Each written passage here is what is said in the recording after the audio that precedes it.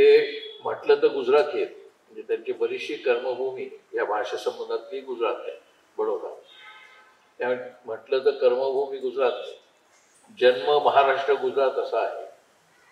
त्याच्यानंतर ते राहत आहेत धारवाडला, म्हणजे कर्नाटकमध्ये. जात असतात सारखे दिल्लीला किंवा युरोपात आणि अमेरिकेत, कारण त्यांना सगळीकडनं बोलत असतात. त्यांच्या त्यांच्या भाषा त्यांना समजून घेण्याची गरज द्यावी लागतात. इतके ते लिंग्विस्टिक्स मधले अत्यंत श्रेष्ठ ते संशोधक आहेत लिंग्विस्टिक्स मध्ये. पण ते लहानपणापासून लिंग्विस्टिक्स करतो त्याचं नाही, ते आहेत वृत्तीने, विचाराने, अभ्यासाने इतिहासकार. आणि त्या इतिहासाच्या क्रमात हा लिंग्विस्टिक्सचा अभ्यास त्यांनी सुरू केलाय. आता आपला देश जो आहे त्याचे आपल्याला सेन्सस माहिती आहे, सेन्सस होत असतो. परंतु हे जे जनगणना असते, या जनगणनेमध्ये सध्या आपण वाद ऐकतोय तो जातीविषयक जनगणना असावी की नाही, प्रत्येकाची जात कोणती असावी, पण प्रत्येकाची भाषा कोणती असावी. तर पूर्वी म्हणजे साधारणपणे 1961 सालपर्यंत तुम्ही कोणती भाषा बोलता, मातृभाषा बोलता की नाही याच्या संबंधामध्ये नोंद व्हायची. आता एक संदर्भ जो मुलाखतीचा भाग नाहीये, पण माझ्या हातात माईक आहे म्हणून मी तो सांगून टाकतो. तो असा की 1961 नंतर अशी भाषा विचारणं बंद झालं. ते बंद का झालं त्याचं कारण असं होतं, 1966च्या सुमाराला त्यावेळेला पंजाब आणि हरियाणा आणि हिमाचल प्रदेश अशी 3 राज्य नव्हती, त्यापूर्वी पेप्सू म्हणजे तशी होती. तर 1966च्या सुमाराला म्हणजे 65-66ला पंजाबमध्ये खूप मोठं आंदोलन झालं. आणि त्या आंदोलनकर्त्यांनी शीख पंजाब्यांना असं सांगितलं की ज्यावेळेला तुम्हाला सेन्सस मध्ये जनगणना करायला माणूस येईल त्यावेळी तुम्ही कोणती भाषा लिहाल, तर तोपर्यंत ते हिंदी लिहायचे. म्हणजे त्यावेळेला हरियाणा पंजाब एक होतं आणि हिमाचल सुद्धा. तर ते म्हणले नाही, आता याच्यापुढे तुम्ही गुरुमुखी लिहायचं. त्यामुळे त्या गुरुमुखी लिहिण्याचा प्रश्न आला. हिंदी गुरुमुखी असं सुरू झालं. असा वाद वाढत वाढत हळूहळू देशभर पसरायला लागला. तेव्हा मला असं वाटतं त्या कारणाने असेल किंवा अन्य कुठच्या कारणाने असेल, कोणी जाहीर झालेलं नाही कारण, पण मी ते पाहिलेलं आहे सगळं डोळ्यांनी म्हणून मला आठवतंय. त्यामुळे 61 सालच्या जनगणनेमध्ये भाषा विचारत असत आणि 71च्या जनगणनेमध्ये ते नाहीये. हे किती नाहीये तर 61 सालच्या जनगणनेमध्ये भाषा नोंदवल्या गेलेल्या भाषा ह्या साधारणपणे 1500 ते 1600च्या दरम्यान आहेत. इतक्या भाषांमध्ये आपल्या देशातले लोक बोलत होते. आणि नंतर म्हणजे 1971 जेव्हा जनगणना झाली त्यावेळेला त्याची भाषा एकदम 100च्या आसपास आली. बाकी सगळे उडाले आणि मग बाकी भाषांना ऑल अदर्स असं म्हटलं गेलं. हे ऑल अदर्स म्हटलं गेलेलं पाहिलं गणेश देवींनी आणि त्यांनी ठरवले ऑल अदर्स कोण, आणि म्हणून त्यांनी साधारणपणे 20-एक वर्षापूर्वी, थोडस नंतर 20-एक वर्षापूर्वी त्यांनी त्याचा शोध घ्यायला सुरुवात केली. आणि त्याच्यानंतर ते linguistic survey, all India linguistic survey त्यांनी सुरू केला. तो स्वतंत्रपणे सुरू केला, सरकारकडनं नव्हे. सरकारचं फंडिंग नाही, सरकारचा पाठिंबाही नाही, सरकारचं समर्थन नाही. सरकारला माहिती होतं कारण ते काय करतात ते सरकारला माहिती असणं अभिप्रेत आहे म्हणून. पण त्यांनी तो पूर्ण स्वसमर्थ, स्वबळाने आणि स्वखर्चाने तो प्रोजेक्ट सुरू केला. आता आपल्या देशातल्या ह्या सगळ्या भाषांचा आढावा घ्यायचा आणि आलेख करायचा ही सोपी गोष्ट नाही.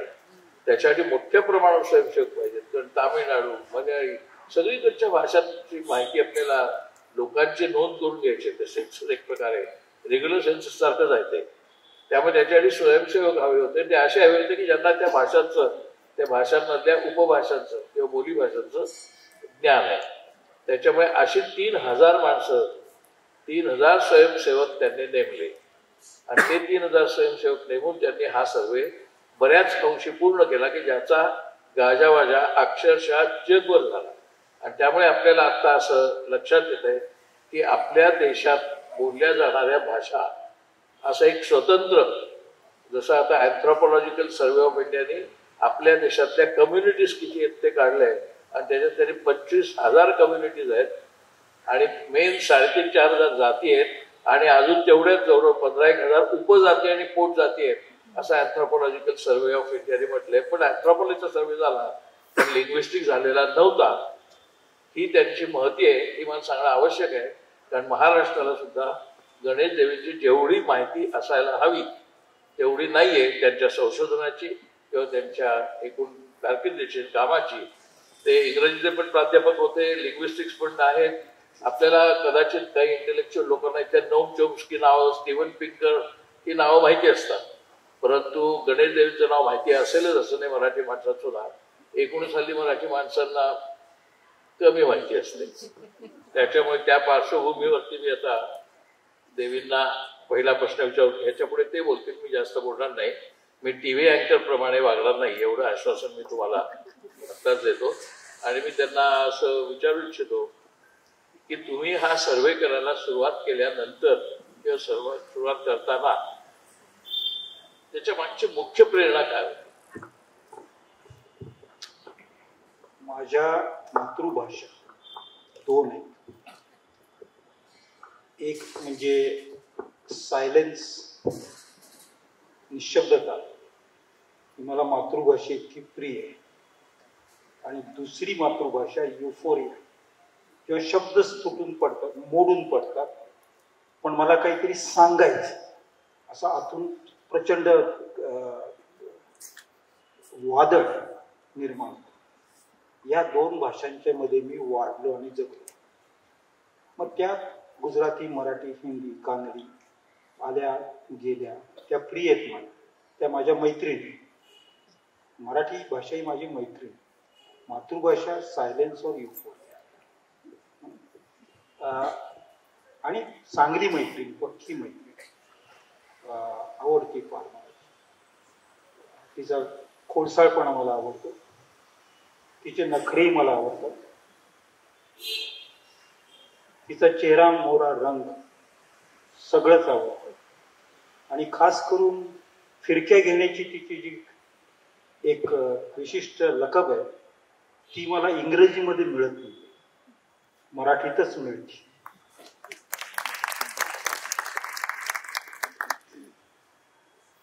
लिंग्विस्टिक सर्वे, लोक त्याला नाव दिलं होतं people's linguistic survey of India, कारण सरकारी नव्हता, लोकांचा होता. आणि एक काळ असा होता की सरकार लोकांना घाबरायची, तर पीपल्स लिंग्विस्टिक सर्वे असं नाव होतं.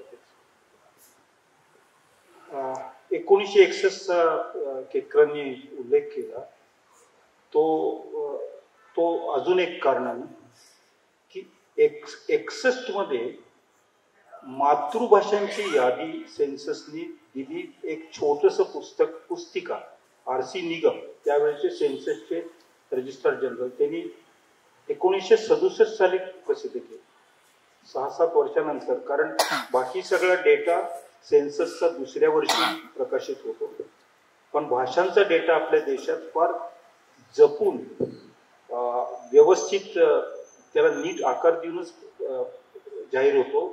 कारण आपला देश जो आहे तो भाषिक प्रांतरचनेचा देश आहे.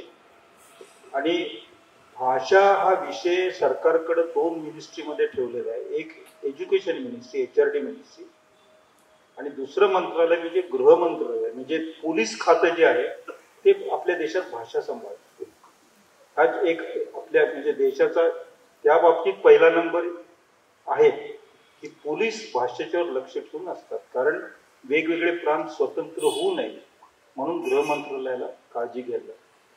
तर त्यांच्या स्क्रुटिनीनंतरच लिंग्विस्टिक्स डेटा पब्लिश होतो. तो 67 साली RC निकम यांच्या पुस्तकात आला, तेव्हा त्यात 1652 मातृभाषांची नावं होती. आणि केतकरांनी सांगितलं की मिड-60s मध्ये भाषिक चळवळी, शिवाय बांगलादेश युद्ध जे झालं ते भाषेच्या प्रश्नावर होतं. त्याच्यामुळे त्यावेळेस सेन्ससनी ठरवलं 70चा जो डेटा येणार तो प्रकाशित व्हायच्या आधी त्यांनी ठरवलं की काही करून भाषांचं खच्चीकरण करून टाकावं, नावं कमी करावी. 108 71च्या डेटामध्ये 108 आले आणि 109 ऑल अदर्स होत. तर त्यावेळेस मी माझ्या VC मध्ये होतो. 70च्या दशकामध्ये मी PhDचा अभ्यास करत होतो, पुस्तकं वाचायचो, भरपूर पुस्तक वेगवेगळ्या विषयावर पुस्तकं वाचत होतो तेव्हा हा प्रकार माझ्या ध्यानात आला की काहीतरी गडबड आहे. आणि मी भाषांचा अभ्यास मी साहित्याचा अभ्यास करत होतो. साहित्य म्हणजे फक्त कविता नाही किंवा कादंबऱ्या नाही. साहित्याचं जे मटेरियल आहे ते भाषा असतं. त्याचं भाषांचं खच्चीकरण होत असेल आणि तरी एखादा साहित्याचा विद्यार्थी अत्यंत शांतपणाने आपली करिअर बनवत राहिला तर त्या विद्यार्थ्याला त्या भाषेच्या विषयी प्रेम नाही हे मला थोडीशी काळजी वाटायला लागली. नंतर मी गुजरातमध्ये शिकवायला गेलो, बरोडा महाराजा सयाजीराव युनिव्हर्सिटीमध्ये इंग्रजीचा प्राध्यापक म्हणून. आणि माझी पत्नी सुरेखा आज तिथं आहे, ती आणि मी लॅम्ब्रेटर स्कूटर होते आमच्याकडे, ती घेऊन खेड्यापाड्यात फिरायचो. गुजरातची खेडी कशी आहे ते बघायचं होतं मला. कारण सयाजीराव गायकवाडांनी खेड्यांच्या मध्ये एकेकाळी केवळ 8 जरी मुलं असतील तरी शाळा सुरू करायची आणि त्यांच्या मातृभाषेत सुरू करायची असा एक कायदा केला होता, जसं शाहू महाराजांनी कोल्हापुरात केला होता त्याप्रमाणे. तर त्या खेड्यांच्यात फिरायचं आणि ती सगळी आदिवासी खेडी. त्याच वेळेस नर्मदा धरण वगैरे सगळा प्रकार सुरू झाला होता. दिस इज 1980s. त्या गावांच्यात आदिवासींची गावं होती. मी आदिवासी शहरीकरणाच्या फार आधी पाहिलेले गुजरातचे आदिवासी. म्हणजे एकाच घरामध्ये 2-3 स्त्रिया, केवळ एकच वस्त्र आहे, ते आलटून पालटून बाहेर जर यायचं असलं तेच वापरून बाहेर यायचं. तर हा प्रकार मी डोळ्यांनी बघितला. एकदा संध्याकाळी आम्ही नसवाडी म्हणजे नर्मदेच्या अगदी किनाऱ्यावरची गाव आहे, तिथं पर्वत आहे, ते वर गेलो होतो. अगदी छोटं आदिवासी गाव होतं. तिथं 35-40 घरं असतील जास्तीत जास्त, झोपडे असेल. ते म्हणाले की आता तुम्ही परत जाऊ शकणार नाही, अंधार झालाय. तिथं म्हणजे लाईट वगैरे असे रस्तेही नव्हते. स्कूटरवरनं गेलतो खडकात. तिथं जेव्हा झोपा आणि सकाळी जावं म्हणून आम्ही थांबलो. मग त्यांनी आमच्यासाठी जेवण बनवलं. तर एक थाळीमध्ये भाकरीसारखं तांदळाची वगैरे भाकरी आणली, समोर ठेवली. मी वाट बघत राहिलो की त्याच्या बरोबर काहीतरी येईल. तर बराच वेळ झाला. तर त्या बाई म्हणाल्या की तुम्ही जेवण गुजरातीमध्ये बोलत, म्हणजे त्यांच्या भाषेत बोलत होतं, मी गुजरातीत बोलत होतो त्यांच्याशी. मी म्हटलं कशाबरोबर खायची भाकरी? तर ती बाई म्हणाल्या तुमच्या पोटातल्या भोकी बरोबर. मला असं वाटलं की त्या बाईनी जे सांगितलं ते मी उपनिषदही वाचली होती आणि कार्ल मार्क्सही वाचला होता. पण त्या बाईच्या भाषेमध्ये ती जी वाक्य बोलली, मला असं वाटलं कुठल्याही परिस्थितीत ह्या बाईचं मेटाफिजिक्स, ह्या बाईची भाषा, ह्या बाईचं स्वतःचं असणं नाहीसं होणं म्हणजे भारताचा बहुमूल्य हिस्सा नाहीसा झाल्यासारखं. त्यावेळेस आम्ही ठरवलं की आपण आदिवासींच्यात काम करायचं. मग मी युनिव्हर्सिटी नोकरी सोडून मी तेजगड नावाच्या एका छोट्या गावात गेलो. तिथे आदिवासींच्या बरोबर काम सुरू केलं. बरेच आदिवासी एकत्र यायला लागले. त्यांच्या भाषांच्या मध्ये मौखिक भाषा त्या ऐकायच्या, लिहून घ्यायचं, छापायचं, त्यांच्या हातात लिहून द्यायचं आणि गावातला एखादा शिकलेला कोणी असेल, शाळा शिकलेला, तो गावात वाचून दाखवायचा. म्हणजे मॅगझिन मौखिक सोर्स मधून आणि त्याचं एंड मौखिक होता, मीडियम रायटिंग होती. त्या पुस्तकांच्या अवतीभोवती त्याला ढोल नाव दिलं होतं. 11 भाषांच्या मध्ये सुरू केलं. पुष्कळ लोक एकत्र यायला. म्हणजे एक दिवस संध्याकाळी त्या सुरतच्या पलीकडं बलसाडच्या जवळ चौधरी भाषेमधलं ह्या ढोलचा पहिला अंक आला होता आणि म्हणून तिथे एक कार्यक्रम ठेवला होता. टेकडीच्या वर ठेवला होता. चंद्र वगैरे आला होता आणि त्याला आम्ही 10 रुपये किंमत अंकाची ठेवली होती. तर एक टोपली ठेवली आणि 700 कॉपी छापल्या होत्या. मी ते घेऊन गेलो. शेकडो हजारो लोक आले.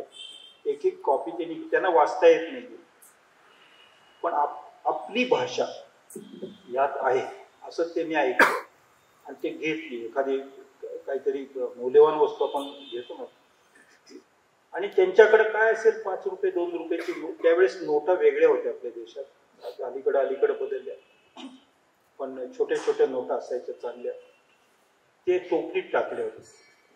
ती सगळी टोपली सगळ्या 700 कॉपीज गेल्या एका छोट्या, म्हणजे मॅजेस्टिकला हे ऐकून अंगावर अक्षरशः काय आनंदाने काय शहारे येतात, रोमांच आले. 700 कॉपीज गेले, एकही शिल्लक राहिली. रात्री मी तिथून माझ्याकडं मारुती 800 गाडी होती, ती चालवत मी बडोद्याला आलो. 1-1.5 झाला होता. आणि मी सामाजिक काम करताना हिशोब गांधींच्याकडून शिकलो की त्या दिवसाचा हिशोब त्या दिवशीच पूर्ण करायचा. ते मी फार कटाक्षाने पाळलेलं तत्व होतं. तर मी मोजून मग झोपत्या किती नाणी आली ती मोजून झोपायची. त्या नोटा काढल्या, सगळ्या चुरगळलेल्या होत्या, म्हणजे असं बांधून ठेवलेलं, पदराला बांधून ठेवलेलं धोत्राच्या कुठेतरी घामाने भिजलेल्या. तर त्या नोटांच्या वरचा घाम मला सांगून गेला की तुझं आयुष्य काही होऊ दे, पण हे घाम गाळणारे जे लोक आहेत त्यांच्यासाठी काम सुरू ठेवायचं. तर ह्या अशा अनेक घटना होत गेल्या आयुष्यात. आणि म्हणून मला असं वाटलं की आपण आदिवासींची संस्कृती, भाषा, जीवन, समाज याच्यासाठी, शिक्षण, शेती याच्यासाठी काम करायला पाहिजे, ते थांबवायला नाही पाहिजे. मग त्यावेळेस अजून एक 20 वर्षांनी सरकारने कमिटी नेमली होती एज्युकेशन मिनिस्ट्री, आणि त्यांनी न्यू लिंग्विस्टिक सर्वे करायचा ठरवलं. कारण त्याच्या आधी ग्रियर्सनचा सर्वे झाला होता, तो 1898 ते 1926. पण त्यावेळेचा भारताचा नकाशा आणि स्वातंत्र्यानंतरचा भारताचा नकाशा वेगळा होता. ग्रियर्सनला निजाम प्रांतामधल्या भाषा मिळाल्या नव्हत्या, मिळू शकल्या नाही. तर सरकारने ठरवलं की न्यू लिंग्विस्टिक सर्वे करायचा. त्याच्यासाठी 600 कोटीचं बजेट केलं, एक समिती नेमली. ते काम म्हैसूरच्या सेंट्रल इन्स्टिट्यूट ऑफ इंडियन लँग्वेजला दिलं. CIL वाले म्हणाले की त्यांना 1000 लिंग्विस्ट 20 वर्षासाठी पाहिजे. पण आपल्या देशात 1000 लिंग्विस्ट, ट्रेन लिंग्विस्ट नव्हते. ते म्हणाले आम्ही 2 वर्ष ट्रेन करतो त्यांना. त्यांची 1-2 वर्कशॉप झाली, ट्रेनिंगचं काम सुरू झालं, 1000 लिंग्विस्ट ट्रेन करण्याचं काम सुरू झालं. पण त्या 2 वर्षांच्या मध्ये होम मिनिस्ट्री आणि एज्युकेशन मिनिस्ट्रीमध्ये रस्साखेची सुरू झाली. क्रेडिट कोण घेणार? आपल्यात ते फार आहे ना, क्रेडिट कोण घेणार? म्हणजे कोणीतरी प्लॅन केलेला असतो एखादा चांगला, काय म्हणतात, लिंक रोड बांधायचा, सी लिंक, पण शेवटी क्रेडिट घ्यायला त्यावेळेचे राज्यकर्ते येतात. प्लॅनिंग कोणीतरी केलेलं असतं, पुतळा उभा करायचा, क्रेडिट घ्यायला अजून कोणतरी, शेवटची टोपी कोण घालणार? त्याच्यात हा संपूर्ण न्यू लिंग्विस्टिक सर्वे प्लॅन होता, तो कोसळून पडला. म्हणून मी ठरवलं की बडोद्यामध्ये माझ्या ओळखीचे सगळे आदिवासी, आणि मी भटक्या विमुक्तांच्या बरोबर काम महाश्वेता देवींच्या बरोबर सुरू केलं होतं, 10-12 वर्ष सुरू होतं, त्या सगळ्यांना बोलवायचं. अंदमानपासून ते अरुणाचल प्रदेशपर्यंत एक प्रांतामधले लोक एकत्र आले, बडोद्याला आले, स्वतःच्या खर्चाने आले. बरेच प्रथितीय लिंग्विस्टही आले त्यात. ते सगळे मिळून 320 भाषांचं प्रतिनिधित्व त्यात करत होते. त्याला भाषा संगम नाव दिलं. आणि त्या दिवशी सगळ्यांनी मिळून असं जाहीर केलं की आपण पीपल्स लिंग्विस्टिक सर्वे करूया. ही घटना 2010च्या मार्च महिन्यामधल्या 8 तारखेला झाली होती. आणि मग 2010च्या मार्च महिन्याच्या 11 तारखेपासून मी भिंगरी विकत आणली, पायाला बांधून घेतली, आणि पहिलं वर्कशॉप हिमाचल प्रदेशमध्ये केलॉंग, 11,000 अल्टिट्यूड. तिथे हिमाचल प्रदेश, उत्तराखंडचे लोक आले होते, पंजाबचे काय आले होते. दुसरं हैदराबादला दक्षिणेसाठी, तिसरं गुवाहाटीला. 2010च्या मार्च पासून जी फिरती सुरू केली ती 2013 साली सप्टेंबर महिन्यामध्ये 5 सप्टेंबरला दिल्लीला थांबवली. 5 सप्टेंबर 2013ला 30 जानेवारी नावाचा एक रस्ता आहे दिल्लीमध्ये. काही जणांनी बघितलं असेल, काही जणांनी नाही. पण 30 जानेवारीला एक आपल्या देशातच महात्मा गांधी नावाचे एक गृहस्थ होऊन गेले. त्यांचा खून झाला होता आणि हत्या झाली होती. आणि ती ज्या जागी झाली त्या जागी प्रत्येक राज्यातला मी प्रत्येक राज्यात टीम्स बनवले होते. केतकरांनी सांगितलं की 3000, तर अशा टीम्स बनवल्या होत्या. त्याचे प्रतिनिधी आले तिथं आणि त्यांच्या राज्याचा जाडजूड ग्रंथ, राजस्थानच्या 44 भाषा, महाराष्ट्रातल्या 60 पेक्षा जास्त भाषा, अरुणाचल प्रदेशच्या 100 पेक्षा जास्त भाषा, असं सगळं लिखाण करून आणून त्यांनी तिथं जमिनीवर ठेवलं. देशाला अर्पण करायचं, लोकार्पण करायचं. कारण अर्पण करणार तर देशात कुणाला करणार असा प्रश्न होता. आणि सरकारकडे जाऊन अर्पण करायची काही इच्छा नव्हती आमची. लोकांनी केलेलं काम लोकांपर्यंत पोहोचावं. आणि माझी अशी धारणा आहे, म्हणजे पक्की धारणा आहे, भाषा लोक निर्माण करतात, लोक जिवंत ठेवतात. सरकार भाषा घडवूही शकत नाहीत आणि बिघडवूही शकत नाही. त्या दिवशी एक काम पूर्ण झालं. त्याच्यानंतर पब्लिकेशन सुरू झाले. त्यात 92 पुस्तकं आहेत, 50 खंड आहेत. त्याची 92 पुस्तकं, 50 इंग्रजीमध्ये, बरीचशी 35-36 हिंदीमध्ये, काही त्या राज्याच्या भाषामध्ये, जसं महाराष्ट्राचं मराठीमध्ये पण ग्रंथ आहे, मराठीमध्ये, हिंदीमध्ये, इंग्रजीमध्ये. आणि ती घटना जेव्हा झाली तेव्हा टाइम्स ऑफ इंडियाचे संपादक पूर्वीचे दिलीप पाडगावकर, त्यांनी टाइम्समध्ये आग्रह लिहिला की this is the most important intellectual project in the world. आणि मला दिलीप पाडगावकरांनी शाबासकी दिली. I felt very happy. शिवाय अजून एक अत्यंत महत्वाचे जर्नलिस्ट म्हणजे एडिटर आपल्या देशातले, त्यांचं नाव होतं कुमार केतकर. तुम्ही ऐकून. तर त्यांनी मला बडोद्याहून बोलवलं मुंबईला. दादरला आम्ही भेटलो. तिथे दादरला स्टेशन जवळ एक हॉटेल आहे, काहीतरी नाव मी विसरतोय, छान हॉटेल आहे. ते म्हणाले मी तुम्हाला गव्हर्नरकडे घेऊन जातो आणि महाराष्ट्राचं पुस्तक गव्हर्नरच्या हाताने गव्हर्नर हाऊसमध्ये रिलीज व्हायला पाहिजे असं ते घेऊन गेले मला गव्हर्नरकडे. आणि ते पुस्तक गव्हर्नर म्हणजे त्याला काय म्हणतात, राजगृह काय म्हणतात, राज्यपाल राजभवनमध्ये करायचं हे त्यांनी ठरवलं. काही कारणाने ते होऊ शकलं नाही. पण त्याच वर्षी जगातल्या अनेक देशातले लिंग्विस्ट भारतात आले. इन्व्हाइट केलं होतं मी.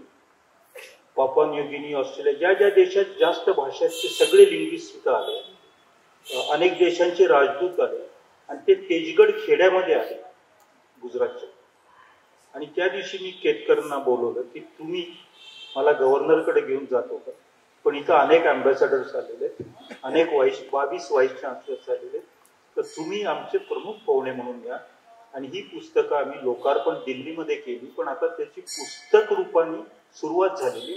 So release some of those books. आणि भालचंद्र नेमाडेही आले होते त्यावेळेस, यावर्षी, इफ यू रिमेंबर. आपण एका डोंगराच्या पायथ्याशी गेलो होतो आणि कदाचित नेमाडे आनंदाने नाचले होते. माझ्याकडे व्हिडिओ आहे, यू कॅन इमॅजिन. म्हणजे संपूर्ण 6-6.5 फुटाचा नेमाडे निशांच्या सकट नाचतोय.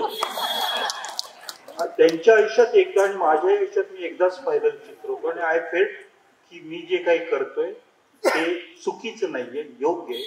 कारण अशा चांगल्या मित्रांची साथ त्यात मला मिळाली. थँक्यू. त्यांनी माझा रेफरन्स दिला म्हणून फक्त एक बारीक त्याच्यात अजून थोडंसं ऍडिशन करतो. त्यांनी एक 7 दिवसाचा प्रोजेक्ट पुण्याला अरुण जाकडे पद्मगंधा प्रकाशनचे आहेत त्यांच्यामध्ये ठेवलं होतं. महाराष्ट्रातल्या भाषांसंबंधात तंबू विंबू घातले होते. त्याच्यामध्ये मी 7 दिवस राहिलो होतो त्या भाषा सर्वेला. आणि त्यावेळेला काहीतरी 58 का 62 भाषा ते पुस्तक उपलब्ध आहे. महाराष्ट्रातल्या बोली भाषांचं ते पुस्तक उपलब्ध आहे. ते तिकडे अनेक स्वयंसेवक आले होते. ते प्रत्येकजण आपापल्या गावातलं त्या भाषेसंबंधातलं वैशिष्ट्य काय वगैरे सांगत होते. आणि ती पार्श्वभूमी होती मी त्यांच्या प्रोजेक्टमध्ये कसा सामील झालो याची. आता मुख्य प्रश्न असा की तुम्ही अनेक वेळा असं सांगितलेलं आहे की भाषा ही केवळ भाषा नसते. भाषा ही तुम्ही त्याला संस्कृतीच्या ऐवजी प्रकृती म्हणता किंवा प्राकृती म्हणता. इतिहासही आहे जगाकडे पाहायचा दृष्टिकोन पण आहे, साहित्य पण आहे, भूगोल पण आहे आणि एकूण जीवनाकडे बघायची वृत्ती ही पण त्या भाषेत नाही. त्यामुळे भाषा त्यांच्या दृष्टिकोनातनं त्याने त्याच्यावरती बोलावं. भाषा जर माणसाला आलीच नसती, भाषाच नसती, तर आपण टार्झनच्या पुढे जाऊ शकलो नसतो. ती भाषा काय करते हे सिव्हिलायझेशनल हिस्ट्रीमध्ये त्यांनी अतिशय उत्तम लिहिलेलं पण आहे आणि सांगितलेलं पण आहे त्यांच्याकडनंच. म्हणजे सहज म्हणजे स्मरण करून देतो, कारण विस्मरण होण्याची शक्यता आहे. डार्विन नावाचे ग्रस्त होते, चार्ल्स डार्विन. त्यांनी उत्क्रांतीचा सिद्धांत लिहिला होता. तो बऱ्याच देशात बराच काळ शिकवलाही जायचा, आपल्याकडे शिकवला जायचा. अमेरिकेत त्याला विरोध झाला होता क्रिएशनिस्ट लोकांनी, म्हणजे उत्क्रांतीतून माणूस आला नाही, पण पॅराशूटमधनं वरून देवाच्या कृपेने आला वगैरे. आता देवाशी माझं काही भांडण नाही, फारसा संबंध आलेला नाही नजदीकचा, एवढंच.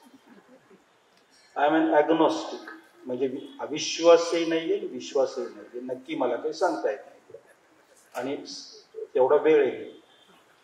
पण उत्क्रांतीच्या प्रक्रियेतून माणूस प्राणी निर्माण झाला हे जर स्वीकारलं तर, आणि तरच असा विचार करता येतो की जीवसृष्टी निर्माण झाली, matter from matter to life अशी उत्क्रांती होत गेली.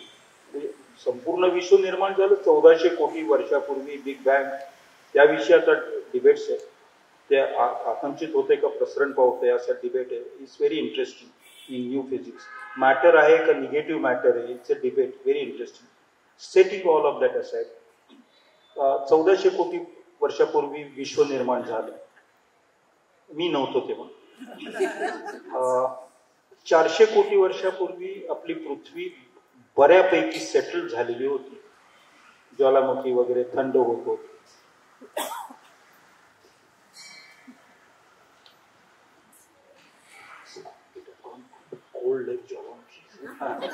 तर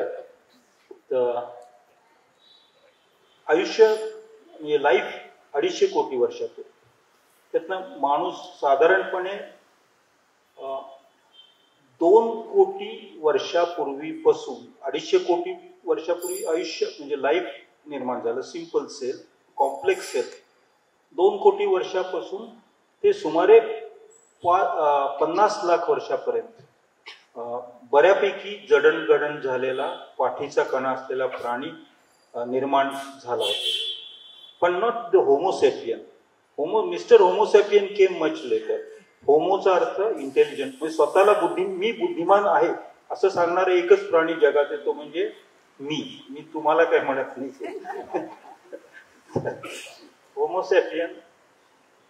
होमोसेपियनला खर तर भाषेसाठी, अभिव्यक्तीसाठी डोळा हा अवयव फार चांगला होता. कारण डोळा बोलतो आणि डोक्यातले सगळे विचार डोळ्यात प्रतिबिंबित होतात. फक्त एकच कमतरता आहे, डोळा खोटं बोलू शकत नाही. It reflects everything. आणि माणसाला, आणि दुसरं की समोर दिसेल तेवढंच डोळ्यातून अभिव्यक्ती होती. म्हणून माणसाच्या उत्क्रांतीच्या प्रक्रियेमध्ये ज्या अवयवांची भाषेसाठी निर्मिती झाली नव्हती मुळात, उदाहरणार्थ जीभ, दात, ओठ, नाक, त्यांचा वापर करून नवीन सांकेतिक चिन्ह निर्माण करणं हे कष्टाचं काम होतं. तर ते करण्यामध्ये काही लाख वर्ष गेली असावी. आणि अगदी सगळ्यात सुरुवातीचा जो एव्हिडन्स आहे की माणूस भाषा बोलू लागला, कॉम्प्लेक्स लँग्वेज, ते सुमारे 70,000 वर्षापूर्वी. आणि त्या आत्मसात केल्यानंतर तशा प्रकारची भाषा आत्मसात, त्या भाषेचं नाव मला माहित नाही, तशा प्रकारची भाषा आत्मसात केल्यानंतरच माणूस म्हणजे होमोसेपियन आफ्रिकेमधून स्थलांतर करू शकला. कारण तो स्वतःचे डिफेन्स भाषेच्या साहाय्याने, language was the first weapon humans invented. आणि छोटे छोटे दगड वगैरे नंतरची शस्त्र होती, लाकडाचे वणके. कारण भाषेच्यामुळे अरोळी ठोकू शकतो. भाषेच्यामुळं अनुपस्थित गोष्टीला माणूस स्पर्श करू शकतो. उदाहरणार्थ माणूस म्हणू शकतो की काल मला फार भूक लागली होती. तर काल हा समय आत्ता हातात नसतो.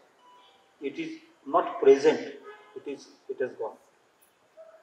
70,000 वर्षापूर्वी भाषा निर्माण झाली आणि माणूस त्याच्यामुळंच अन्य प्राण्यांच्या पेक्षा पाठीच्या कण्यामुळे वेगळा झाला होता. अन्य प्राण्यांच्या पासून तो मेंदूच्या त्याच्या पिक्युलर स्ट्रक्चरमुळे वेगळा झाला होता. भाषेमुळं तो प्राण्यांच्या पासून संपूर्णतः वेगळा झाला आणि पहिल्यांदा संपूर्ण उत्क्रांतीच्या प्रक्रियेत सगळे प्राणी होते, आयुष्य होतं, जीव होते, त्यातला माणूस एक स्पेशीज होता, एक जीव जाती होता. भाषा बोलायला लागल्यानंतर माणूस निसर्गापासून एक पाऊल लांब गेला आणि ज्याला नेचर म्हणतो, तिथून माणसाने departing from nature man entered culture. संस्कृती, मराठी संस्कृती शब्द कल्चरसाठी वापरतात. मराठी माणसं संस्कृती वापरतात कल्चरसाठी. त्यात थोडा बदल करायची गरज आहे, पण ते नंतर. प्रकृती वापरायला पाहिजे पण संस्कृती वापरतात. त्यावेळेसची भाषा संस्कृत नव्हती. 75,000 वर्षापूर्वी संस्कृत भाषा आपल्या देशामध्ये आपल्या आधी एक्झॅक्टली 3500 वर्ष आपल्या पूर्वी येऊन पोहोचली. पण मी 70,000 वर्षाची पहिली वेव जी मायग्रेशनची भारतात पोहोचली ती 65,000 वर्षापूर्वी त्यांच्या भाषा होत्या आणि ते देशात सगळीकडे विखुरले गेले. त्यांची लोकसंख्या फार कमी होती त्यावेळेस, पण जिथं विखुरले गेले आणि जिथं अन्नधान्य किंवा प्राणी मारून खायला मुबलक उपलब्ध होते तिथं अँथ्रोपॉलॉजीच्या तत्वाप्रमाणे 800 ते 900 जणांचा एक गट असा स्थापित होत गेला, स्थिर होत गेला. बाकीचे पुढे सरकायचे, दुसऱ्या एरियाचे. त्या 800-900 जणांच्या गटापासून आणि त्यांना आपण कुठल्या आईबापापासून जन्मलो हे लक्षात होतं, म्हणजे त्यांची कुल, त्यांचं कुल. नंतर त्यांच्याकडे गायी वगैरे जेव्हा जमल्या तर त्यांचं गोत्र, म्हणजे किती गायी आहेत आपल्याकडे, कुल आणि गोत्र निर्माण झालं आणि त्यातून आपल्या विशिष्ट भारतीय खेड्याची रचना निर्माण होती. बऱ्याच काळानंतर बरीच हिमयुग आली. सगळ्यात शेवटचं जे प्रदीर्घ हिमयुग होतं ते 18,000 वर्ष ते 12,000 वर्षापूर्वीपर्यंत. आपल्या आधी 18,000 वर्ष ते 12,000 वर्षापर्यंत होतं. आपल्या आधी 12,000 वर्ष ते हिमयुग संपलं. सूर्याचे किरण जास्त मिळायला लागले, बर्फ साठलेला वितळायला लागला, मुबलक पाणी मिळालं, त्यात गवताची पानं जास्त वाढायला लागली, पक्षी यायला लागले. पक्षी जास्त झाल्यावर प्राणी जास्त झाले, प्राणी जास्त झाल्यावर माणसाची संख्याही, कारण अन्न मिळायला लागलं ना, प्राणी मारून खायचे, माणसाची संख्याही वाढायला लागली आणि ही भारतीय खेडी स्थिर होत गेली. 12,000 वर्षापूर्वीपासून ते हरप्पा मोहनजोदडोचं शहर जी बनली ती सुमारे 2500 वर्ष बिफोर क्राइस्ट मॅच्युअर पिरियड, म्हणजे आपल्या आधी 4,500 वर्ष. तर 7-8 वर्षाच्या काळामध्ये हे सगळे भारतीय त्यांनी खेडी बसवली होती. ते पॅस्टोरल नोमॅड्स होते, आधी प्राणी पाळायचे, इकडे तिकडे फिरायचे. हळूहळू ते ॲग्रिकल्चरकडे वळले. ॲग्रिकल्चरकडं सुमारे 6,000 वर्षापूर्वी आपल्या आधी भारतात शेती सुरुवात झाली आणि शेतीसाठी ते शब्द त्यांनी निर्माण केले. कारण शब्द असेल तरच वस्तू असतात, शब्द असेल तरच स्पेस असते. शब्दाशिवाय शब्द नसेल तर काही nothing exist unless a word to refer to that exist. आणि वस्तू असेल तर शब्द होते. तर हे सगळे शेतीचे शब्द, प्राण्यांचे शब्द, त्यांच्या किंचाळण्याचे शब्द, त्यांचे एकमेकाच्या संबंधांचे शब्द, आईबापापासून मुला मुलींच्या पर्यंत, नातवांच्या पर्यंत असलेल्या संबंधांचे शब्द निर्माण झाले होते. Then came Harappa, Mohenjodaro, then came Sanskrit after a gap. अशा रीतीने अनेक शेकडो भाषा फार पूर्वीपासून या देशात आहे आणि त्या सगळ्या ॲग्रिगेट करून एखादी मोठी भाषा जेव्हा बनली तशा भाषांची इतिहासात नोंद होते. Sanskrit was an aggregation of many languages which were native as well as some language which came from outside. आणि म्हणून इथं यायच्या आधीची जी संस्कृतची प्रकृती होती त्यात बराच फरक होऊन ती इथं आली.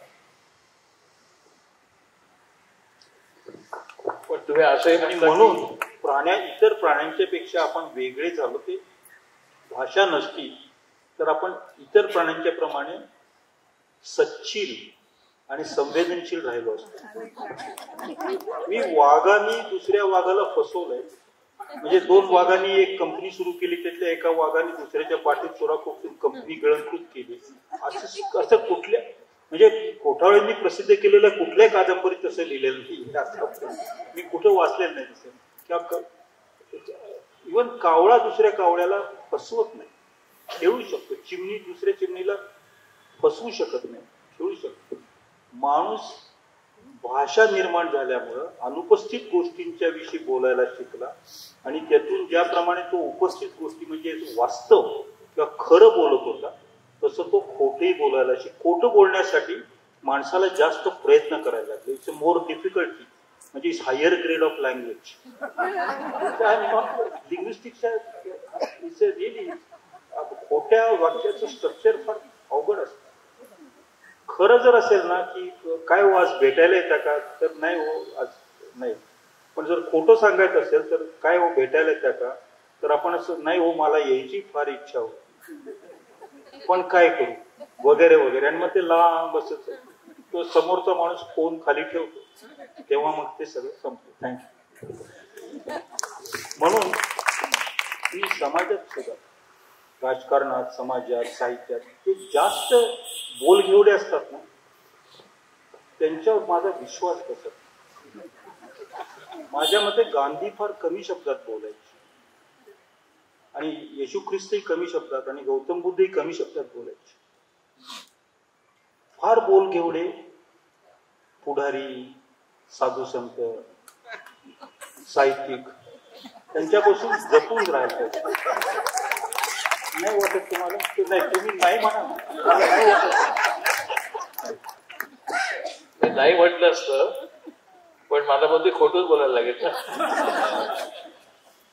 भाषेच्या संबंधातला एक मुद्दा त्यांनी त्या आदिवासीमध्ये काम केलं तो सांगितला. त्यातला एक त्यांचा अनुभव म्हणजे अंदमानचा आहे. अंदमानला त्यांना एक वृद्ध स्त्री अशी भेटली की ती एकमेव स्त्री होती की तिची तेवढी एक भाषा तिला येत होती, बाकी कोणी नव्हतंच त्या भाषेत बोलणार. तर तिच्यावरती त्यांनी त्या भाषेवरती त्या अंदमानच्या वातावरणावरती संशोधन केलं आणि त्याचा प्रसार जगभर झाला. तर न्यूयॉर्क टाइम्सनी त्यांचा तो तिथला संशोधनाचा अनुभव न्यूयॉर्क टाइम्सच्या फ्रंट पेजवरती छापून आला. तर ती भाषा आणि तो अनुभव तुम्ही सांगा.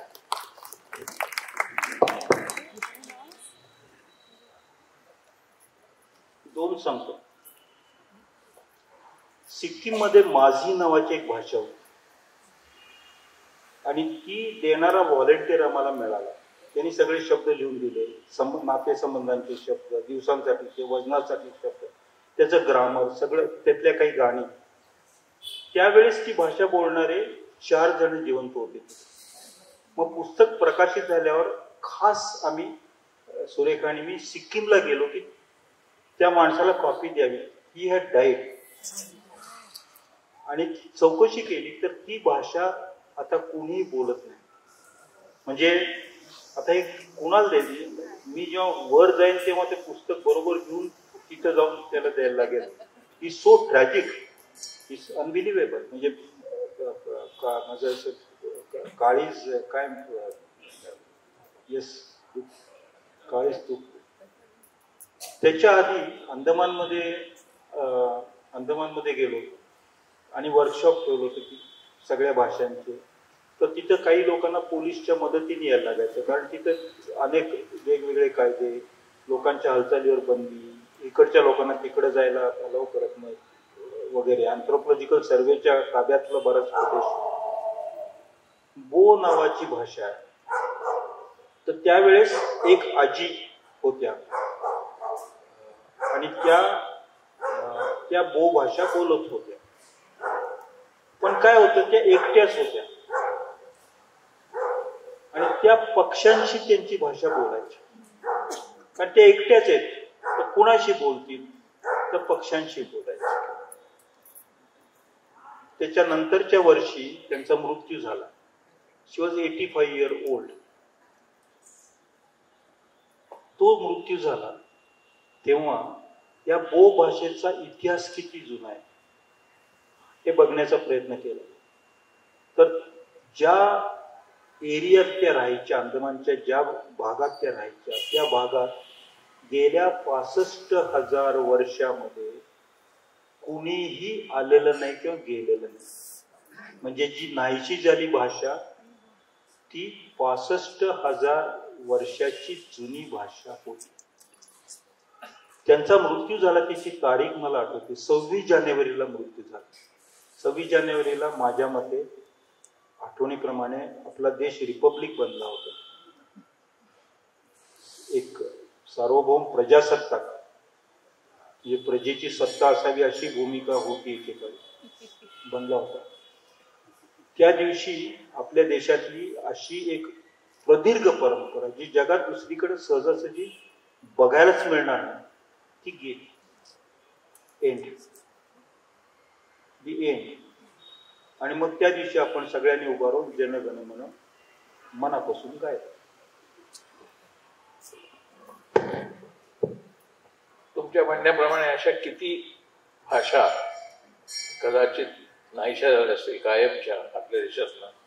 1600च्या वर भाषा डायलेक्ट बोली, आणि त्यानिमित्ताने बोली भाषा, लिपी आणि भाषा या सगळ्याचा संबंध आपल्या संस्कृतीशी कसा येतो हेही सांगा. आणि दुसरं, या भाषा युरोप अमेरिकेतनं येण्यापूर्वी इजिप्त आणि भारत याच्या संबंधातला भाषेचा जो व्यवहार चालला होता, संवाद चालला होता अल बारुनीपासून सगळा, तो मला वाटतं अतिशय fascinating part of linguistic history आहे. तो मला वाटतं तुम्ही सांगायला हवा, कारण त्याशिवाय आपला या अरेबियन संस्कृती किंवा एकूण याच्याशी काय संबंध आहे हे नीट समजणार नाही. 1000 वर्षाचा इतिहास जर बघायचा झाला म्हणजे आपल्या 2100 साल नाही 2025 साल, गेल्या 1000 वर्षामध्ये जर त्या बिंदूला आपण गेलो की अजून ज्ञानेश्वर यायचेत आणि संस्कृत संपत आलेली आणि नवीन भाषा निर्माण होत आहे, त्यावेळेस कल्चरल जॉग्रफी नावाचा एक विषय 1960-70 मध्ये सोआस लंडनच्या काही अभ्यासकांनी फार चांगल्या रीतीने भारतासाठी वापरला. डेव्हिड सोफर त्यातला लिडिंग कल्चरल जॉग्रफिस्ट होता. तर त्यांच्या मते रस्त्यांची स्थिती फार खराब होती. म्हणजे त्यांनी आजचे रस्ते बघितलेले नाहीत म्हणून त्यावेळेस रस्ते आणि एका भागाचा संपर्क दुसऱ्या भागाशी कमी होता. त्यावेळेस भारतामध्ये कदाचित 3000 लोकल लँग्वेजेस असतील असं एस्टिमेट आपण करू शकतो. हे 1000 वर्षापूर्वीची गोष्ट. आत्ता लिंग्विस्टिक सर्वेमध्ये 780 भाषा पीपल्स लिंग्विस्टिक सर्वेमध्ये मिळाल्या. 50-60 आमच्या हातून सुटलेल्या भाषा आहेत. तर 850 भाषा आहेत. 1000 वर्षात हळूहळू आपली साम्राज्य निर्माण होत गेली. म्हणजे यात मुस्लिम साम्राज्य, मुघल साम्राज्य असा भाग नाहीये. उलट बऱ्याच भाषा इंग्रजी साम्राज्य आणि मुघल साम्राज्य आल्यानंतर आपल्यात नव्याने येऊन मिसळलेले आहेत. इथं कोरलाई महाराष्ट्रात, तिथं नवलिंग नावाची भाषा आहे ती युरोपमधनं आलेली. सुफी आले, त्यांनी नवीन प्रकारचे एक भाषिक प्रवाह निर्माण केला. भाषा नाही निर्माण केली पण भाषिक प्रवाह निर्माण झाला.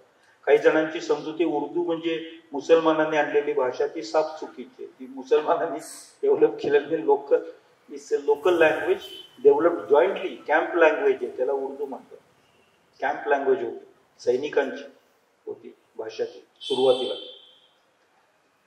गेल्या 50 वर्षामध्ये म्हणजे 2061 ते 2021 60 वर्षामध्ये भारतातल्या 280 भाषा, मी भाषा म्हणतो बोली नाही म्हणत, भाषा म्हणजे ज्याला व्याकरण असतं, तुम्ही म्हणाल व्याकरणाने काय होतं, लिपीनं असं नसायला पाहिजे का? तर लिपी म्हणजे लिपी ही भाषेची छबी आहे, it's a photograph of language.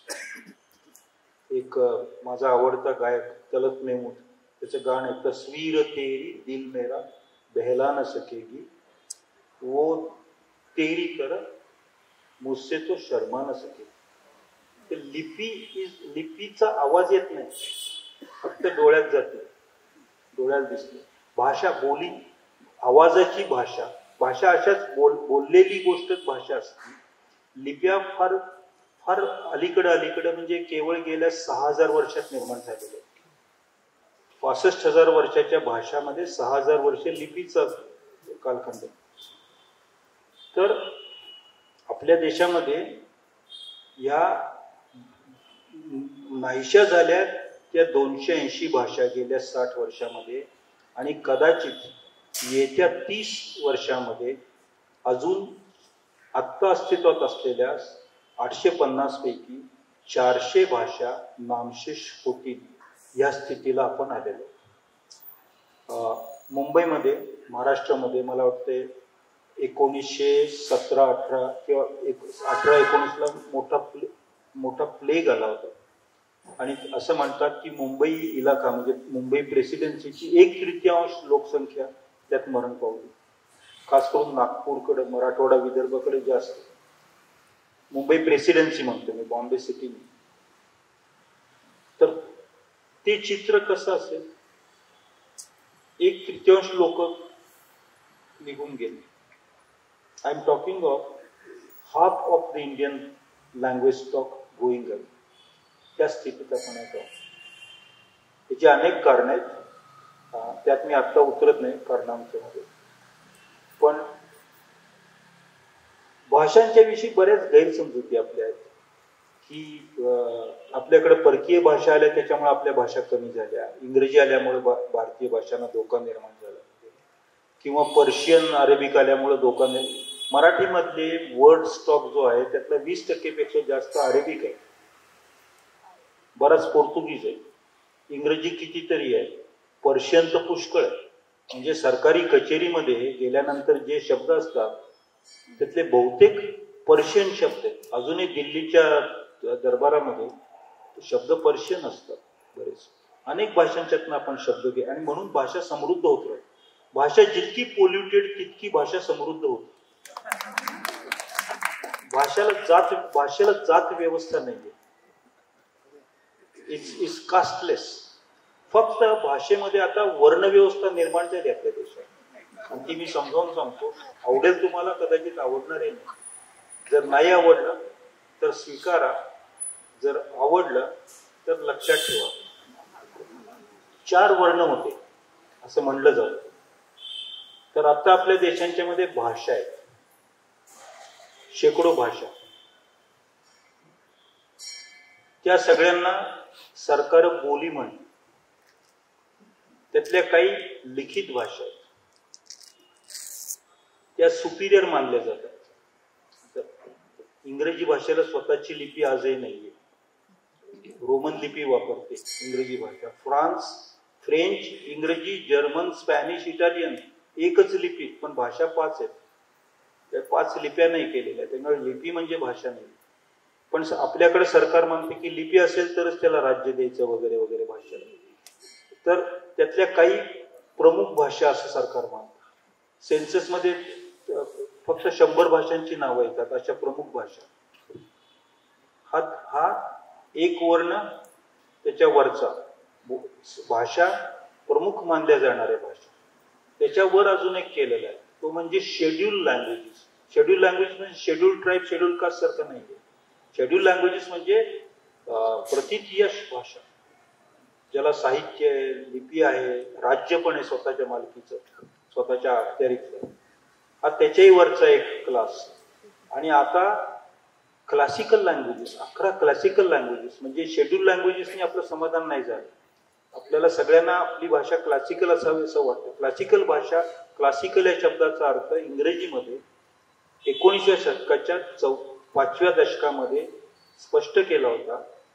जी भाषा मरण पावलेली आहे आणि जी मुलांना कंपल्सरी शाळेत शिकवण्यावर बंदी घालण्यात यावी, 1842चा कायदा होता आणि त्याच्याप्रमाणे मग लॅटिन शिकवायचं बंद करून इंग्रजी शिकवायला शाळेत सुरुवात केली.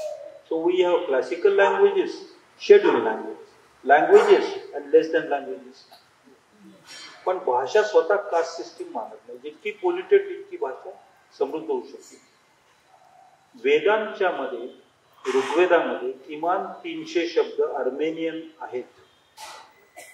अर्मेनिक भाषा कुठं बोलली जाते? नकाशावर जर बघितलं तर आत्ता मी जर हा नकाशा असं समजा आणि हा जर एखाद्या लहान मुलाला पण भारतातल्या दाखवला आणि मी जर एक नकाशात बोट ठेवलंय, ही जागा कशासाठी माहिती आहे, तर तो म्हणेल टेररिस्टसाठी. इराण, इराक, अर्मेनिया, वेस्ट एशियाचा सगळ्यात शेवटचा जो भाग आहे, तिथून ऋग्वेदामध्ये 300 शब्द आलेले आहेत. ऋग्वेदातल्या प्रमुख डेटीज ही अर्मेनियन मधनं आलेली नावं आहेत. Language has no national boundary. शिवाय महाराष्ट्रीयन आपण सगळे नाटक आणि संगीतावर प्रेम करतो.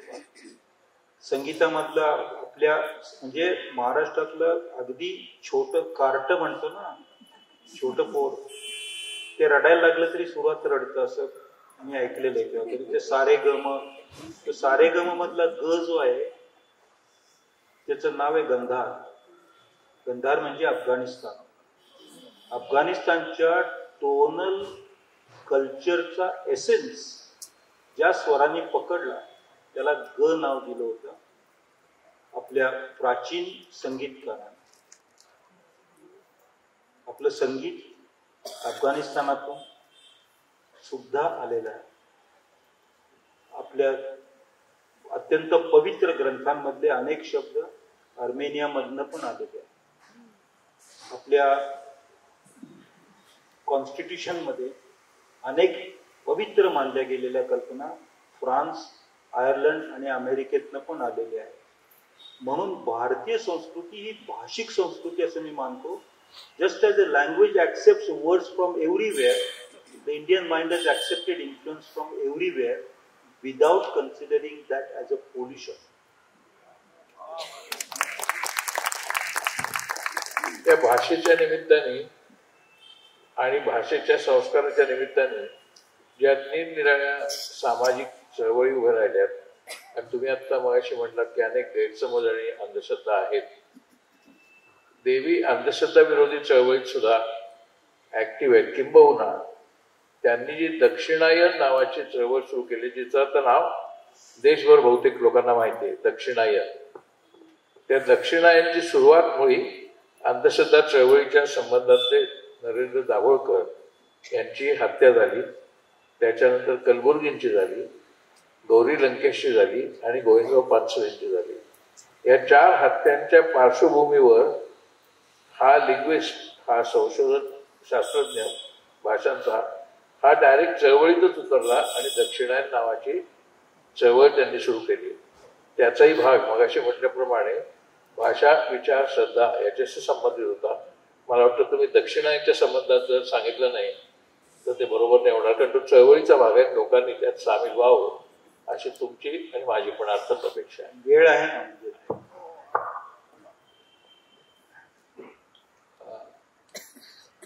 मला एकदा साहित्य अकादमी अवॉर्ड मिळाला.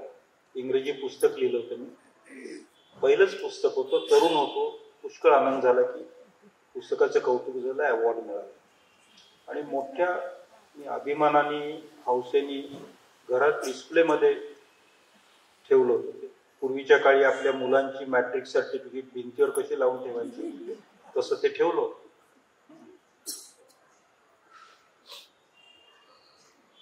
20-25 वर्षानंतर मी एकदा धारवाडला लेक्चर द्यायला गेलो.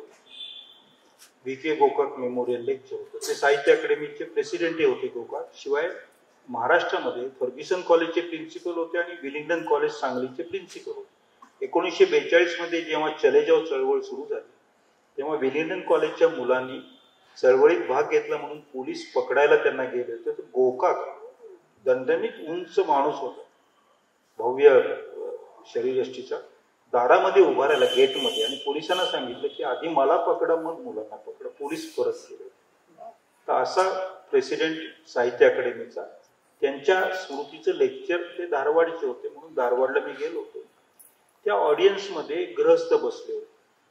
ते इतिहासकार होते, साहित्याचे अभ्यासक होते. त्यांचं नाव होतं MM कलबुर्गी. 2-3 आठवड्यांनी कलबुर्गींचा खून झाला. तर मला आठवण आली की मी लेक्चरला गेलो आणि आता कसं भट साहेबांसमोर फोटो काढतात, तसे कलबुर्गी समोर बसले. त्यांना बघून मी बोलतोय. 2-3 आठवड्यांनी त्यांचा खून झाला. त्यांना साहित्य अकादमी अवॉर्ड मिळाला. तर माझी अशी अपेक्षा होती साहित्य अकादमीने दुखवटा व्यक्त करावा, कारण साहित्य अकादमी अभिव्यक्तीसाठी ते अवॉर्ड देते. अवॉर्डला पारितोषिक काय असेल, सन्मान. साहित्य अकादमीने तसं काही केलं नाही. ती घाबरलेली होती त्यावेळेस. मग काही दिवस वाट बघितली, 2-3 आठवडे वाट बघितली. नंतर मी नागपूरला गेलो होतो 1 महिन्याने. तिथं काहीतरी सभा सुरू होती, मी अध्यक्ष होतो. भालचंद्र नेमाडे की नोट देणार होते. त्यांना एक चिठ्ठी आली त्या दिवशी. त्या सभेतही साहित्य अकादमीने आयोजित केलेली सभा होती, दुखवटा वगैरे काही नव्हता. मला असं वाटलं की साहित्य अकादमी जर अशा प्रकारे ज्यांचा सन्मान केलाय त्या लेखकांच्यावर हल्ला झाला असताना सुद्धा शांत बसलेली असेल, शांत बसू शकत असेल, तर त्या अकादमीचे अवॉर्ड घेण्यात काही अर्थ नाही. म्हणून मी पत्र लिहिलं साहित्य अकादमीच्या अध्यक्षांना की हे अवॉर्ड मी परत देतो. नंतर ते सगळं त्या दिवशी टेलिव्हिजन आणि न्यूजपेपरमध्ये आलं आणि मला असं वाटलं की हे मी टेलिव्हिजन किंवा न्यूजपेपरमध्ये येण्यासाठी केलेलं काम नाहीये, पण मला खरोखरच वाटतंय म्हणून केलंय. म्हणून मी गुजरातमधल्या लेखकांना म्हणालो की फक्त अवॉर्ड्स परत देऊन हे काम भागतंय काय, कारण आपण सरकारविरुद्ध बंड करायला निघालेलं नाही, आपण साहित्याची प्रतिष्ठा जपून ठेवण्यासाठी हे करतो. टीव्हीवाल्यांनी तर वेगळा टोन लावला होता, पण टीव्हीवाल्यांचं काम करतात, साहित्यिकांनी साहित्यिकाचं करायला पाहिजे. म्हणून गुजरातमधल्या कवी लेखकांना घेऊन मी पुण्याला गेलो मिसेस दाभोळकरांना भेटायला. तिथं बरेच साहित्यिक एकत्र आले. ते सगळे आमच्या बरोबर कोल्हापूरला आले. मिसेस पानसरेंना आम्ही भेटलो समजून घ्यायला की काय झालं, नक्की काय झालं. मिसेस पानसरेंचे तर गोळी आरपार गेल्यामुळे त्यांची स्मृती त्या क्षणाची गेल. त्यांना तेवढा काळ सोडून बाकी सगळं आठवत, पण ती घटना त्यांना आठवत नाही. त्याच्यानंतर आम्ही धारवाडला गेलो. तिथं मिसेस कलबुर्गींना भेटलो. तिथं जास्तपर्यंत गोव्यातले लेखक, आंध्र प्रदेशमधले लेखक, तामिळनाडूचे लेखक बातमी गेली होती.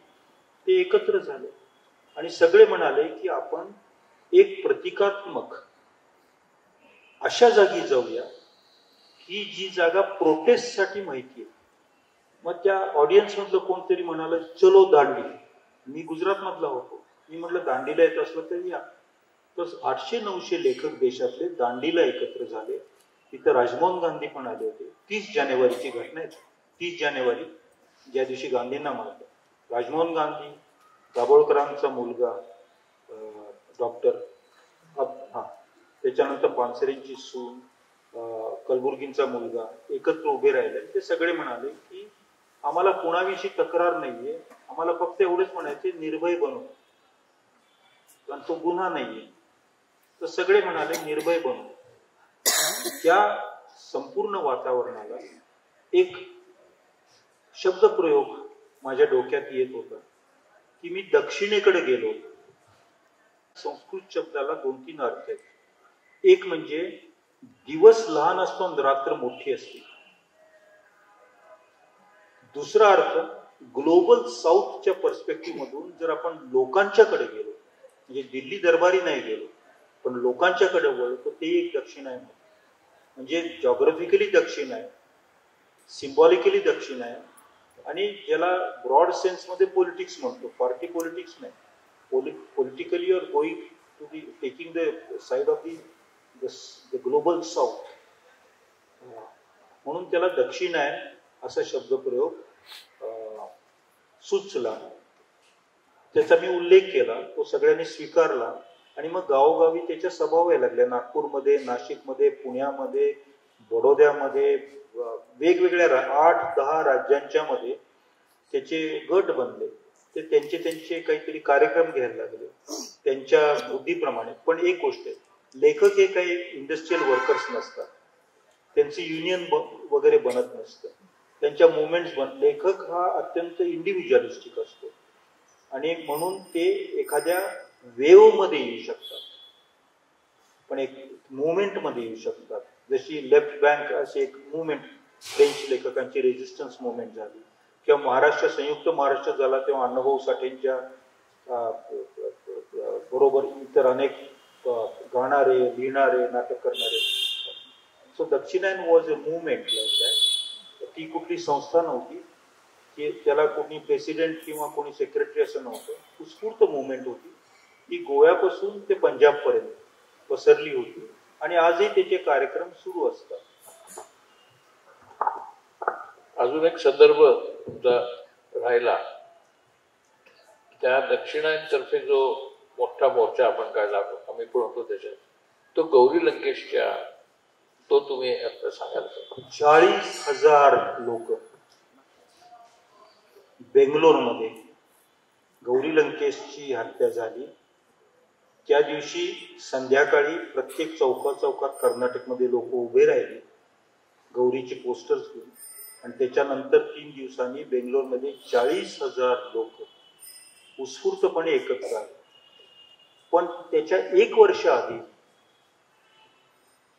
धारवाडमध्ये कलबुर्गींच्या हत्येला 1 वर्ष झाल्यानंतर धारवाडमध्ये मी एक सभा आयोजित केली.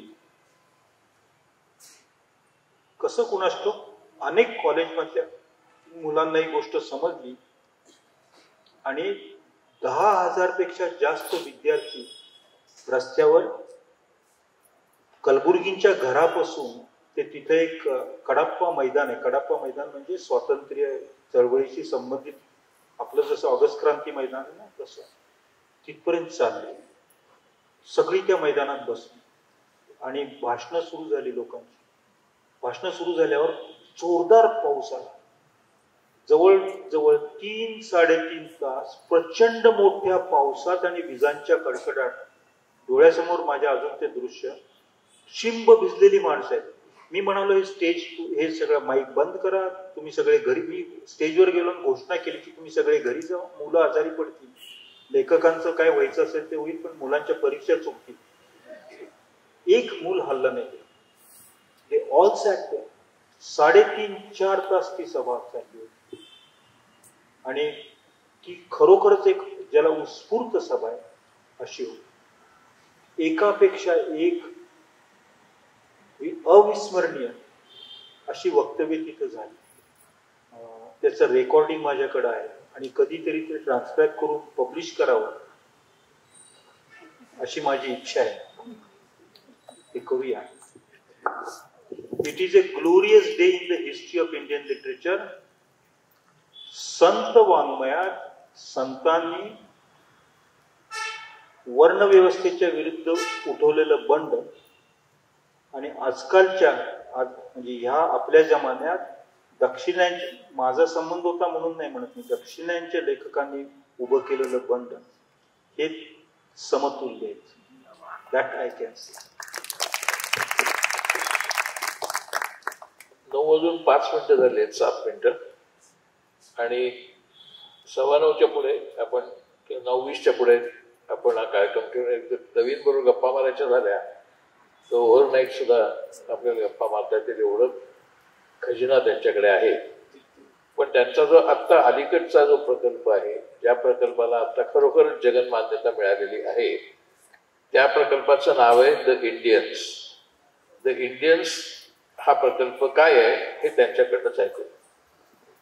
एक समिती झाली, सरकारने ठरवलं की इतिहास पुन्हा लिहायचा होलोसिन पासून आजपर्यंत, म्हणजे 12,000 मी मग सांगितलं तापमान वाढलं, पक्षी निर्माण झाले, तेव्हापासून आजपर्यंत भारताचा इतिहास लिहायची ती समिती होती. ती अत्यंत सीमित अशी समिती होती. फक्त उत्तर हिंदुस्थानातले लोक होते. त्यात नॉर्थ ईस्टचं कोणी नव्हतं, दक्षिणेचं कोणी नव्हतं. त्यात एकही ख्रिश्चन नाही, पारसी नाही, मुस्लिम नाही, जैन नाही, बुद्धिस्ट नाही, एकही स्त्री नाही, अशी समिती होती. त्याच्यामुळं अशी समिती काय इतिहास लिहिणार असा एक विचार माझ्या मनात तरळून गेला. मला असं वाटलं की तशा समितीने इतिहास तो लिहिला. नंतर तो इतिहास, कारण दिल्लीमध्ये अशा वेगवेगळ्या संस्था आहेत, NCERT नावाची संस्था असते, UGC नावाची संस्था असते, त्यांच्या माध्यमातून मग मुलांच्या अभ्यासात वाढला गेला म्हणजे जेवण वाढतात तसं परोसा गया. तर ती मुलं मग ती गटागटा इतिहास नंतर मग त्यांना हे असतं ना, आपल्याला स्वातंत्र्य केव्हा मिळालं ते संभ्रम पडेल, कुठल्या साली नक्की मिळालं, किंवा नवीन भारताची सुरुवात केव्हा झाली, असं काय काय विचित्र होऊ शकतं. कारण जो आहार खातो त्याच्यावर आपली बुद्धी काम करते. चुकीचा आहार खाल्ला तर मग झोप उडती, काही होऊ शकतं, अनेक प्रकार होऊ शकतात. मला वाटलं की आपण एक पॅरलल इतिहास लिहून काढावा, शास्त्रशुद्ध इतिहास हे शास्त्र आहे. हेगेल नंतर history has become a discipline. त्यात तर्क संगती असायला लागते आणि त्यात साधन शुद्धता म्हणजे एव्हिडन्स असायला लागतो. उगीच हा विमानं फिरत होती आकाशात असं मी सांगायला लागलो. ते विमानं फिरायला त्या विमानतळ बनवत होते का कोणी, ते सगळं चेक करायला पाहिजे ना. त्यावेळेस पेट्रोल होतं का चेक करायला पाहिजे. किंवा विमानं फिरत होती पण ढग आले म्हणून माझं रडार तिथे काय पोहोचू असं काहीतरी शास्त्रशुद्ध असायला पाहिजे इतिहास बेसिकली. म्हणून मी 100 जगातले अत्यंत मान्यवर इतिहास तज्ञ, जेनेटिक्स, लिंग्विस्ट, फिलॉसॉफर्स, त्याच्यानंतर ज्यांनी वनस्पती आणि प्राण्यांच्या उत्क्रांतीचा अभ्यास केलेला असे आर्किओलॉजिस्ट, सोशल सायंटिस्ट, पॉलिटिकल थिंकर्स, त्यांचा 100 लेख एकत्र करून छोटे लेख आहेत. त्यातला जो क्लोजिंग आर्टिकल आहे तर ते एक अत्यंत अर्थ नीती संबंधीचे निष्णात असे विचारक आपल्यात आहेत. त्यांचं नाव कुमार केतकर आहे, त्यांनी लिहिलं. So you contributed, I am grateful for it. तर त्यांनी इंडियन इकॉनॉमी संबंधी फार सुंदर लेख लिहिले. ते पुस्तक प्रकाशित झालं इंग्रजीमध्ये दिल्लीमध्ये. ते झाल्यावर 8 दिवसात त्याची पहिली प्रत संपली. नंतर मग माझे काही मित्र आहेत, त्यांच्या घरी कुणीतरी मेलं होतं तर ते व्हिजिट करायला आलेल्या लोकांना दुखवता त्यांना एक कॉपी त्यांनी, म्हणजे it started getting picked up everywhere. कमालीच्या बाहेर त्या पुस्तकाचा प्रसार झाला. मला वाटलं होतं की कदाचित ते आमचे पब्लिशर हाईप म्हणून करत असतील, पण मला 3 आठवड्यानंतर बाहेरच्या देशातनं इन्व्हिटेशन्स यायला लागली. त्यात मला शिकागोमधनं आलं, मिशिगन मधून आलं, लीड्स मधून आलं, लंडन मधून आलं, केम्ब्रिज युनिव्हर्सिटीतनं इन्व्हिटेशन आलं की ह्या पुस्तकासंबंधी लेक्चर द्यायला तुम्ही या. तेव्हा माझा विश्वास बसला की खरोखरच हे पुस्तक सगळीकडे पसरले. आता मराठीतही त्याचा अनुवाद झालाय आणि मनोविकास प्रकाशन पुण्याचे त्यांनी ते प्रसिद्ध केलं. त्यांचाही अनुभव तसाच आहे. त्यांनी 2-3 प्रिंट्स त्याच्या काढल्या. त्याचा गुजराती अनुवाद, कानडी अनुवाद सुरू आहे, हिंदी अनुवाद सुरू आहे. तर तो एक title of the book is the Indians histories of a civilisation. कारण आपल्या देशाचे अनेक इतिहास आहेत. केवळ एक रेषेतला इतिहास आपल्या देशाचा इतिहास नाही बनू शकत. अनेक इतिहासाच्या रेषा एकत्र मिसळून झालेली आपण आहोत. To know who we are, how we are come here, तशा प्रकारच्या इतिहासाची गरज होती. ती गरज होती ती पुरं करायची, ती गरज पूर्ण करण्याची माझी भारतीय नागरिक म्हणून जबाबदारी होती, तेवढी केली. आता मी संपूर्ण जगाच्या सगळ्या सिव्हिलायझेशनचा इतिहास पुन्हा मांडण्याचं काम करायला लागलो. कारण त्यात माझे सहकारी आहेत, ते आता रिसेंटली आले होते मुंबईमध्ये टुरिस्ट विसावर. कारण ते स्कॉलरली विसा मिळवणं अवघड आहे. रेकॉर्डिंग सुरू आहे. कसे तरी आले होते मला माहिती.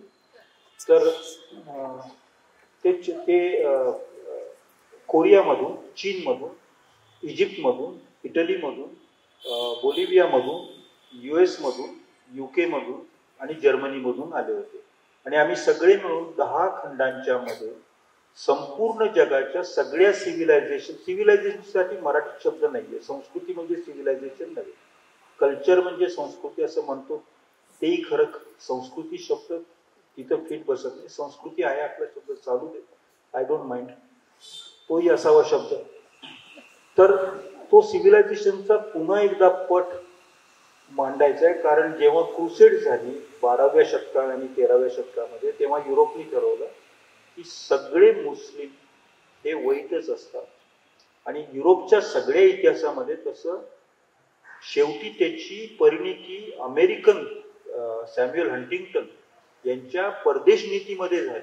त्यांनी द क्लॅश ऑफ सिव्हिलायझेशन नावाचा ग्रंथ लिहून परदेश फॉरेन पॉलिसी म्हणून अमेरिकेने ते स्वीकारलं. आणि 1993 नंतर खरं तर रशियाचं रिझोल्युशन झालं. बर्लिन वॉल गेल्यानंतर, म्हणजे कोल्ड वॉर संपली होती, जर्मनी पुन्हा एकत्र आले होतं.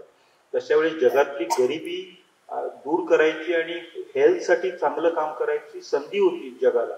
त्याच्याऐवजी अमेरिकेने सगळ्या जगाला धर्म विरुद्ध धर्म, संस्कृती विरुद्ध संस्कृती अशी युद्ध मॅन्युफॅक्चर करण्यामध्ये स्वतःचे पैसे लावायचे ठरवलं. आणि आता परिणाम काय तो बघतात.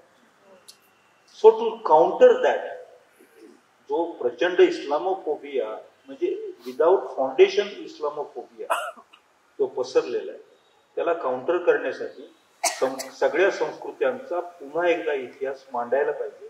तो उपद्व्याप मी हातात घेतलेला आहे. पण लेट मी प्रॉमिस यू की त्याच्या पुढे मी दुसरं कुठलंही काम करणार नाहीये. मी अत्यंत आळशी माणूस आहे. मला सगळ्यात प्रिय गोष्ट झोप आहे आणि शांत राहणे, ही सगळ्यात प्रिय गोष्ट आहे. पण जगात अशा गोष्टी घडतायत की चैन करायला मला वेळ नाही मिळाला. And that's my bad luck.